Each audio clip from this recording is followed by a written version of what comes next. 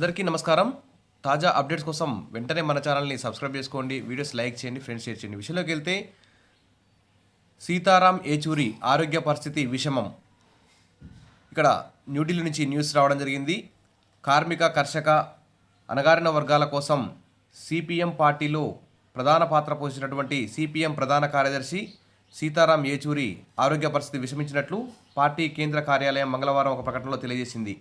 సీతారాం ఏచూరి తీవ్రమైన శ్వాసకోశ సంబంధిత ఇన్ఫెక్షన్తో గత 3 వారాలుగా న్యూఢిల్లీలోని ఎయిమ్స్లో చికిత్స అయితే పొందుతున్నారు. వివిధ విభాగాలకు చెందిన వైద్య నిపుణుల బృందం సంక్లిష్టంగా ఉన్న ఆయన ఆరోగ్య పరిస్థితిని నిశ్చితంగా పరిశీలిస్తున్నదని, ప్రస్తుతం ఆయన వెంటిలేటర్ మీదనే ఉన్నారని, ఆయన ఆరోగ్య పరిస్థితి క్రిటికల్గానే ఉందని తెలియజేస్తున్నారు. పార్టీ ఈ ఒక ప్రకటన అయితే విడుదల చేసింది. ఆగస్టు 19న సీతారాం ఏచూరి గారు అయితే ఎయిమ్స్లో చేరారు.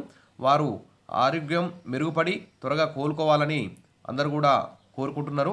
మీకు ఈ వీడియో నచ్చితే సీతారాం ఏచూరి గారు ఆరోగ్య పరిస్థితి మెరుగుపడాలని మీరందరూ అనుకుంటే ఖచ్చితంగా వీడియో లైక్ చేయండి, ఫ్రెండ్స్ షేర్ చేయండి.